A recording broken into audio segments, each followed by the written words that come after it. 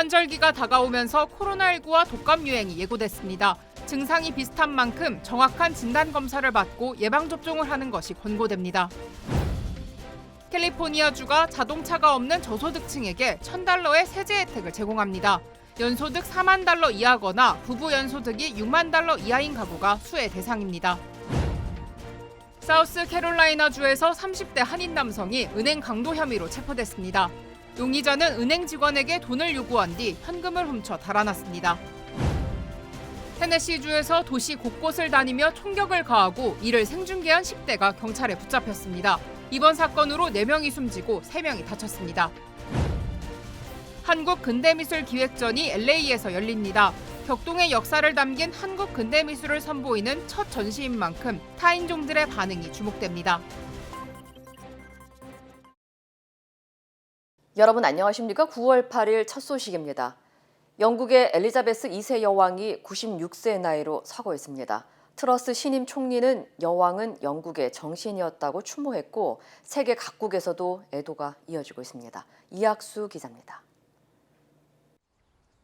영국 여왕이 여름마다 머무는 스코틀랜드의 벨모럴 궁. 여왕이 위독하다는 소식이 전해지자 왕실 가족들이 속속 모여듭니다.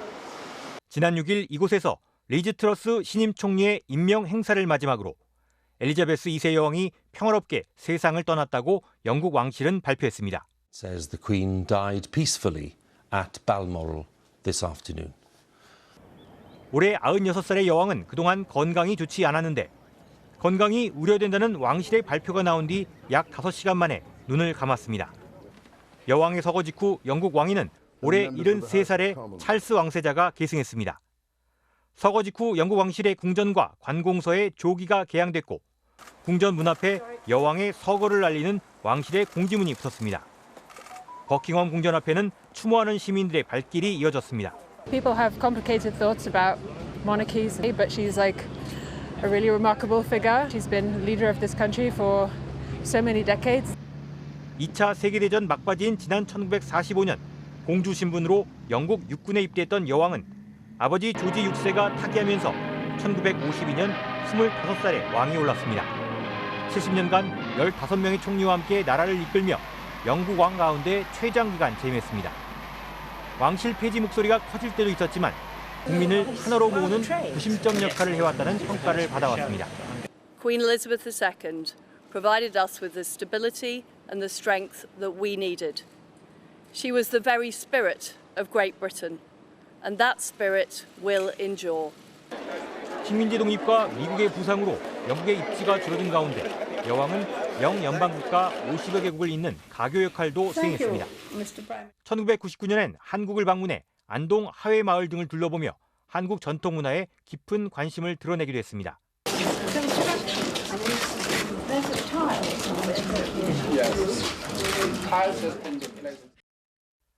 세계 각국이 애도의 뜻을 표한 가운데 조 바이든 미국 대통령도 세계인이 유대감을 느낄 수 있었던 최초의 영국 군주였다며 여왕을 기렸습니다.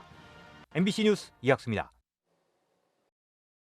한편 백악관도 엘리자베스 2세 영국 여왕의 서거에 대해 즉각적으로 애도의 뜻을 나타냈습니다.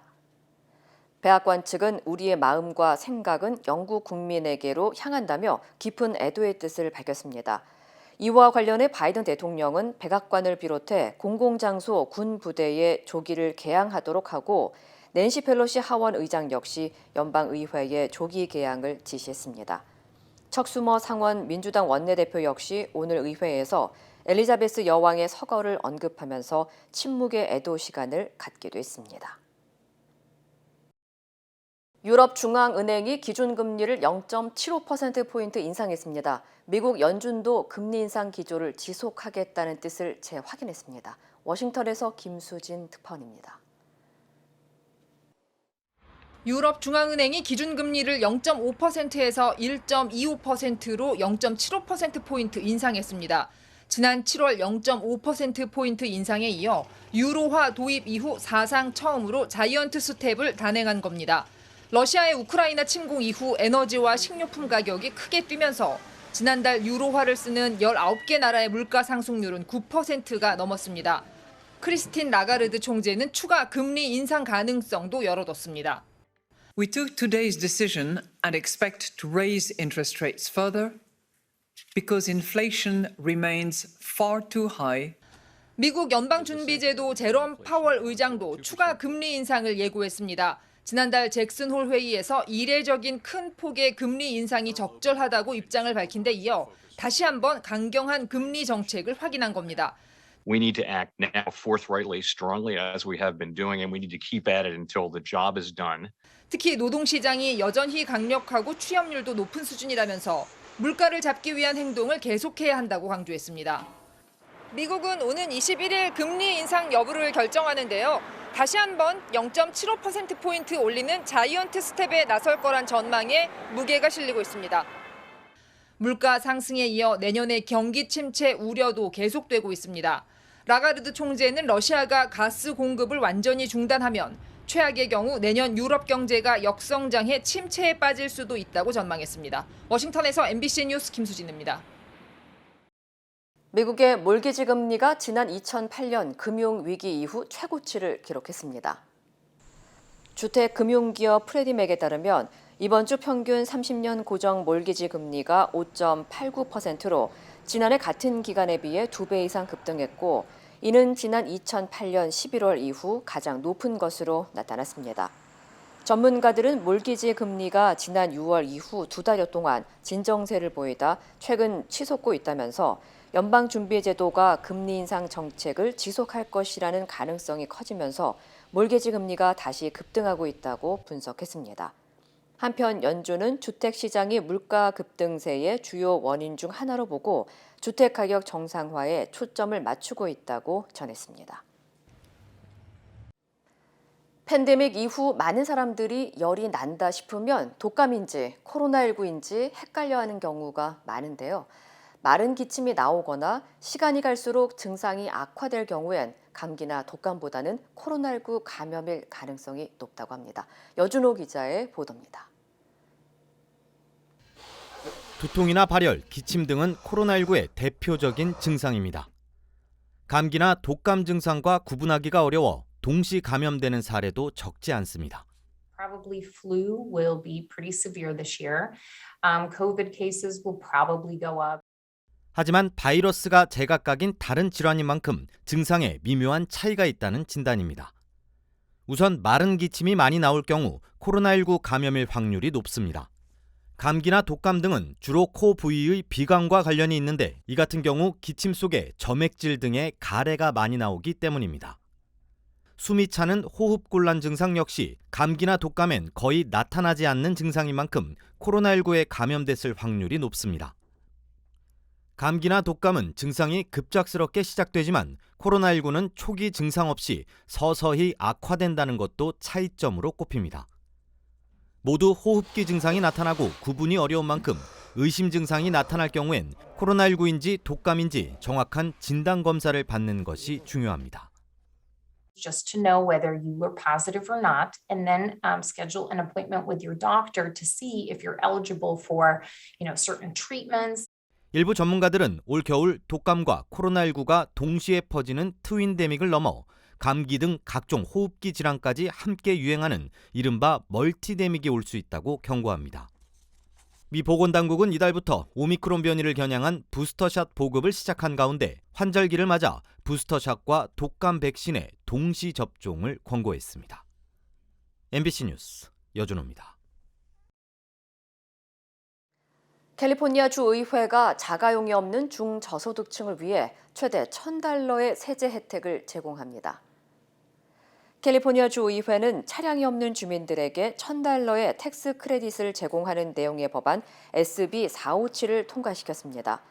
법안에 따르면 개인 연소득 $40,000 이하, 부부 연소득 $60,000 이하의 중저소득층 가운데 차를 갖고 있지 않은 주민의 경우 $1,000의 텍스 크레딧을 받을 수 있습니다.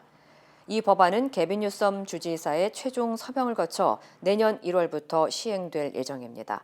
한편 캘리포니아주 교사협회는 이 같은 세제 혜택으로 인해 교육 예산이 줄어들 수 있다고 비판하면서 법안에 대한 반대의 뜻을 나타냈습니다. 30대 한인 남성이 은행 강도 혐의로 경찰에 체포됐습니다. 사우스캐롤라이나주 찰스턴 경찰국은 지난 화요일 피너클 뱅크에서 발생한 은행 강도 용의자를 체포했다고 밝혔습니다. 경찰에 따르면 용의자는 지난 6일 오전 10시쯤 찰스턴시 폴리로드에 위치한 피너클 뱅크에 들어가 은행 직원에게 돈을 달라는 메모를 전달한 뒤 현금을 훔쳐 도주했습니다. 신고를 받고 출동한 경찰은 K9 수색대를 동원해 수사를 확대하고 밤 11시 30분쯤 용의자 차량을 발견한 후 체포했다고 밝혔습니다. 체포된 용의자는 한인으로 추정되는 37살 에반 석 앤슬리 하딕스로 현재 찰스턴 구치소에 수감된 상태입니다. 용의자는 다른 주에 살다가 최근 6개월 전에 사우스 캐롤라이나 주로 이사한 것으로 알려졌습니다. 테네시주 멤피스시 도심에서 벌어진 총기 난사로 4명이 숨지고 3명이 다쳤습니다. 현장에서 체포된 범인은 19살의 10대 청년이었는데 도시를 돌아다니며 총격을 가하고 범행 장면을 온라인으로 생중계한 사실도 드러났습니다. 이두연 기자입니다. 테네시주 멤피스시에서 총을 난사해 다수가 숨지고 이를 온라인으로 생중계한 사건이 발생했습니다. 경찰은 어제 새벽부터 10대 청년이 도심 곳곳을 돌아다니며 총기를 난사한 사건이 발생해 4명이 숨지고 3명이 다쳤다고 밝혔습니다. 이번 사건과 관련된 총격은 모두 8건으로 보고됐는데 경찰은 19살 이지키얼 켈리를 체포하고 범행 경위를 조사 중입니다. Many families will never ever get over the horrific violence that we saw that one individual inflicted on this city tonight. 경찰에 따르면 용의자는 한 가게의 문을 연 뒤 처음 눈에 띈 사람을 향해 2차례 총을 쏘는 영상을 페이스북을 통해 실시간으로 중계한 것으로 나타났습니다. 이 때문에 경찰은 주민들의 안전을 위해 실내에 머물라는 경보를 보낸 것으로 전해졌습니다. I was like, wow, what's really going on? You know what I mean? Over here, and it's like a quiet area, but right now, a lot of things is going on. 용의자가 전과자란 사실도 드러났습니다. 켈리는 지난 2020년 중화기를 이용한 1급 살인 미수 등의 혐의로 징역 3년형을 선고받았지만 11개월을 복역하고 석방된 것으로 알려졌습니다. 일각에선 용의자가 석방된 지 7개월 만에 일어난 사건이라 범죄자 관리가 부실하다는 지적도 나오고 있습니다. I am angry for them, and I'm angry for our citizens. If Mr. Kelly served his full 3-year sentence, he would still be in prison today, and 4 of our fellow citizens would still be alive. MBC 뉴스 이두현입니다. 자신이 맡은 업무 중 최소한의 일만 한다고 답한 노동자가 절반 이상이라는 조사 결과가 나왔습니다. 여론조사기관 갤럽에 따르면 지난 6월 직장인 15,091명을 대상으로 업무 몰입도에 관해 조사한 결과 업무 중 최소한의 일만 소화하는 이른바 조용한 사직에 해당하는 노동자가 50%로 나타났습니다. 이어 직장에 불만을 퍼뜨리는 적극적인 비몰입형 직장인은 18%로 지난 2013년 이후 최고치를 기록했고 자신의 업무에 몰입하고 있다는 응답자는 32%로 2년 연속 하락세를 보였습니다. 이에 대해 전문가들은 조용한 사직자의 증가가 팬데믹 기간 원격 근무 등으로 업무 몰입도가 하락했기 때문이라고 분석했습니다. 일제강점기부터 한국 전쟁까지 한국 근대미술 대표 작품을 감상할 수 있는 전시가 LA에서 열립니다. 서구권 국가에서 한국의 근대 시기를 주제로 열리는 첫 기획전인 만큼 타인종들의 반응이 주목되는데요. 한국에서 큰 관심을 모은 이건희 컬렉션이 포함된 데다 방탄소년단 RM이 오디오 가이드로 나서 한국 미술 감상을 더 풍부하게 전할 예정입니다. 홍지은 기자의 보도입니다. 일제강점기 고난의 고리를 끊고 광복. 해방 공간의 혼란 속 다가올 미래에 대한 희망이 뿜어져 나옵니다. 색동 저고리를 입은 아기부터 한복을 차려입은 대가족이 정면을 응시하고 있습니다. 한국 근대기 대가족의 모습을 보여주는 배운성의 가족도입니다. LA 카운티 뮤지엄에서 한국 근대 시기를 주제로 한 첫 기획전이 열립니다. 이 전시엔 일제강점기와 해방 그리고 한국 전쟁을 거치는 시기에 제작된 작가 88인의 작품 130여 점이 출품됐습니다. And that's why I also describe this show as being a show expressing the resilience of the Korean people. That they went through all this, they still chose to continue with their art, and they came out producing all of this. That's resilience. 미국에서 한국 근대미술전이 열리는 건 이번이 처음입니다. 공동 개최자인 한국국립현대박물관은 한국 근대 시기를 담은 미술 작품을 서구권에 소개하는 첫 신호탄인 만큼 앞으로 더 다양한 교류를 약속했습니다.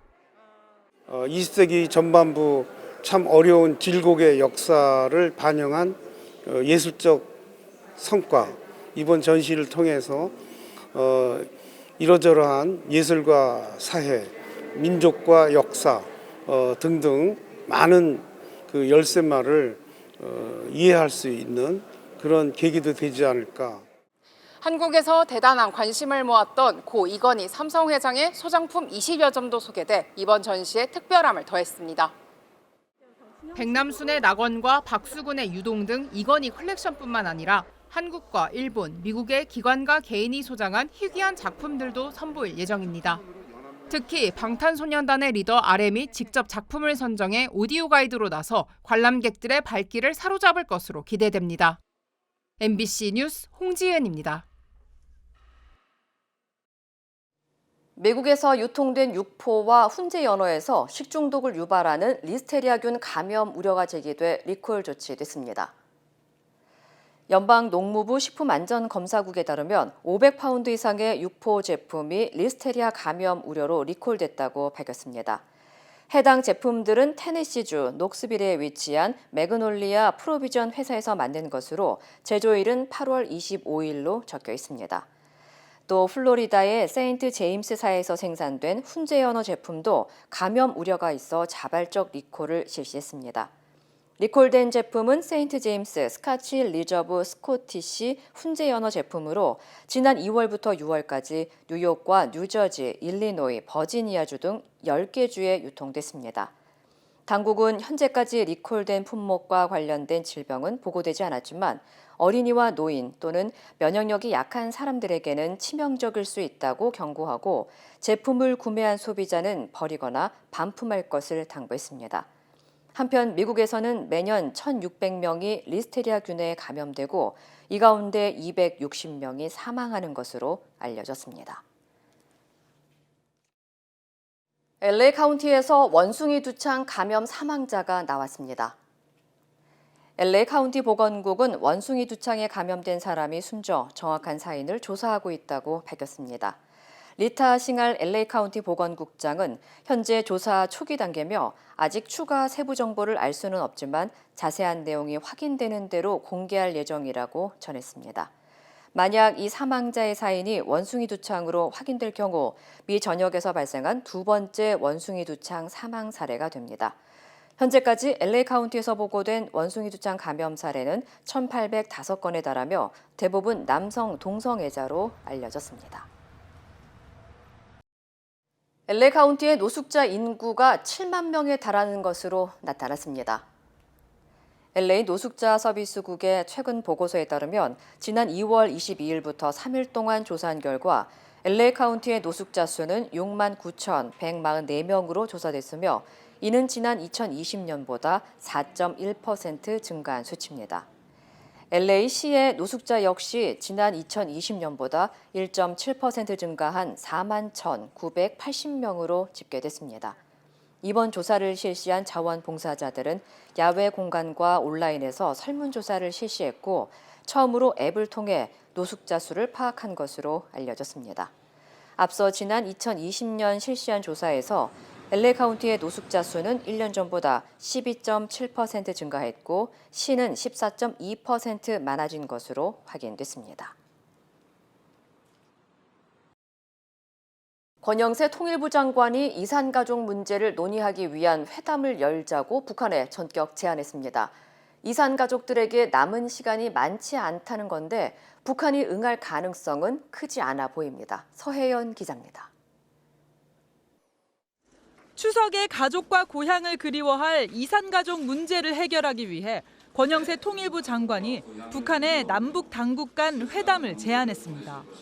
이산가족 논의 창구인 적십자 대신 당국자들이 빠른 시일 내에 만나자며 북한의 호응을 촉구했습니다. 정부는 열린 마음으로 북한과의 회담에 임할 것입니다. 회담 일자, 장소, 의제와 형식 등도 북한 측의 희망을 적극적으로 고려할 것입니다. 신속한 당국 간 회담을 제안한 것은 이산가족 대부분이 고령이라는 점 때문입니다. 현재 남측의 이산가족 생존자는 43,746명으로 이 중 70대 이상이 85%를 차지하고 있습니다.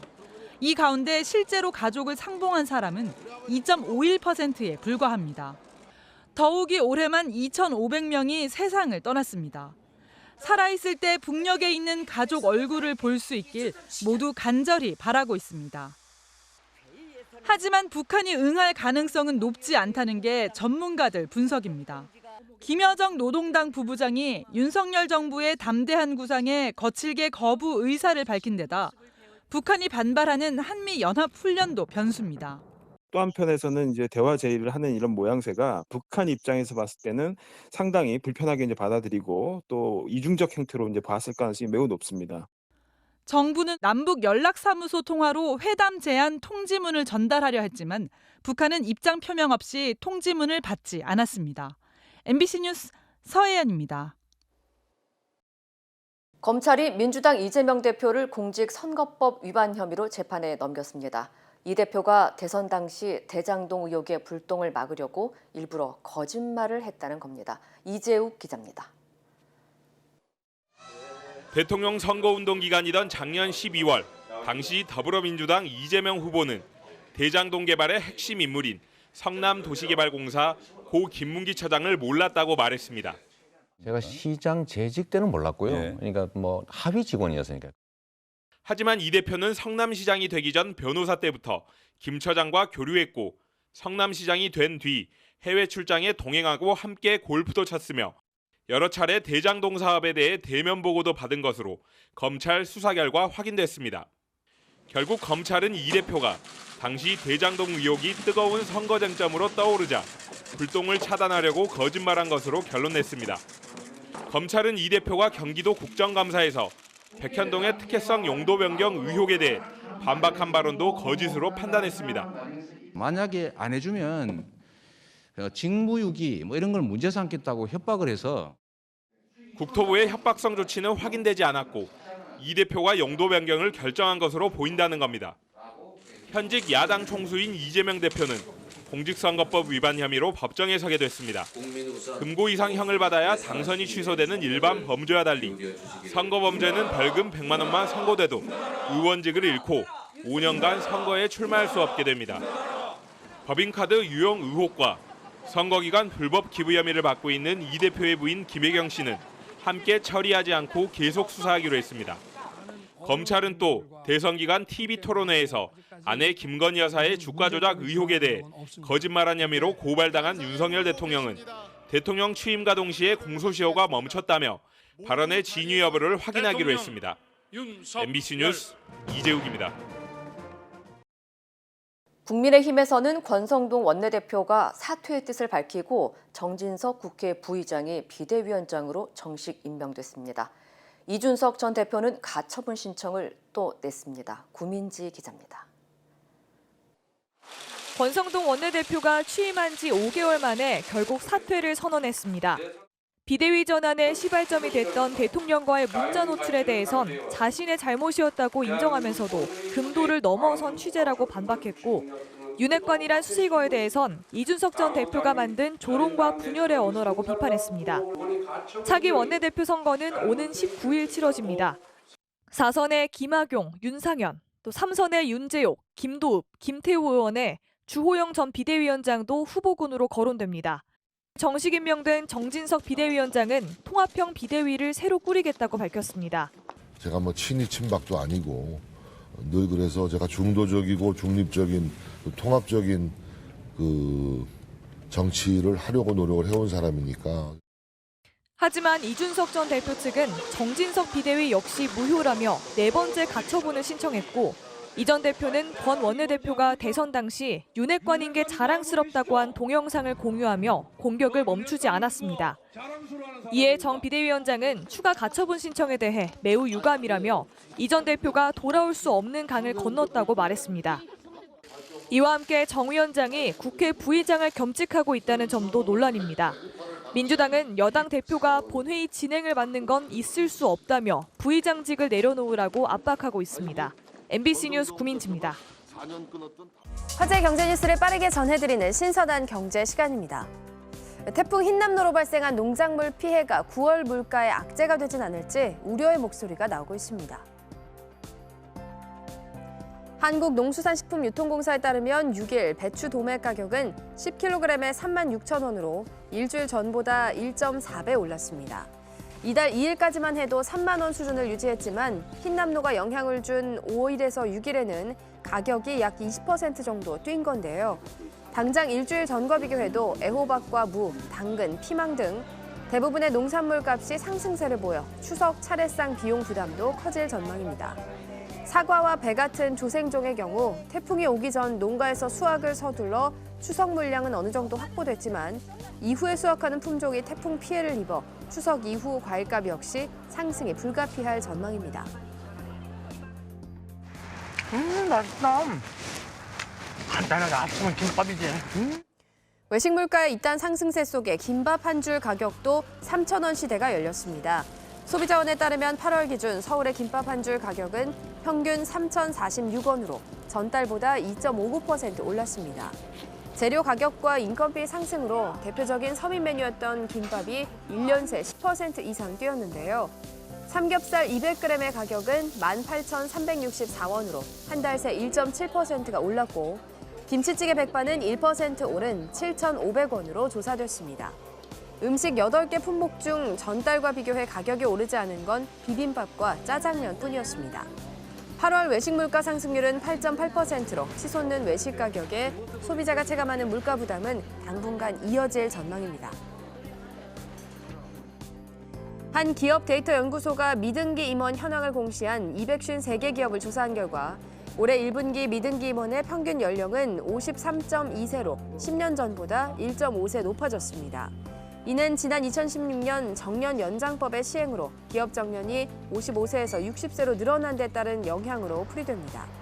업종별로는 IT 기업의 미등기 임원 평균 연령이 낮았는데 그중에서도 네이버가 46.3세, 카카오가 46.4세로 가장 젊었습니다. 조사 대상 기업 중 하림의 미등기 임원 평균 연령이 56.8세로 가장 높았고 포스코, 한진, S-오일 순이었습니다. 내일부터 추석 연휴가 시작되죠. 연휴 기간 문을 여는 의료기관과 약국, 코로나19 선별진료소의 정보는 어떻게 찾아볼 수 있을까요?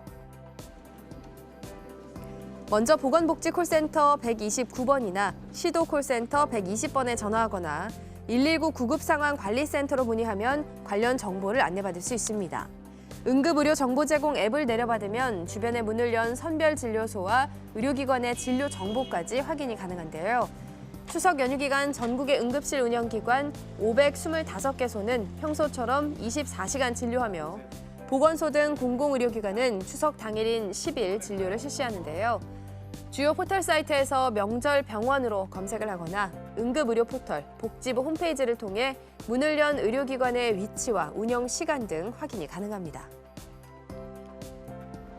이번 명절 연휴에 전국의 행정기관과 주민센터, 학교 등 14,000여 곳의 공공주차장이 무료 개방됩니다. 공유누리 홈페이지나 앱에 접속해 추석 명절 무료 개방 주차장 안내를 누르면 누구나 쉽게 이용 가능한데요. 원하는 지역을 선택하면 무료 주차장 위치가 표시되고 개방 시간과 길찾기 서비스를 받을 수 있습니다. 포털 사이트에서 검색을 통해서도 정보를 확인할 수 있으니까요. 연휴 기간 주차 공간이 부족한 곳에 방문한다면 이용해 보시기 바랍니다. 지금까지 신선한 경제였습니다.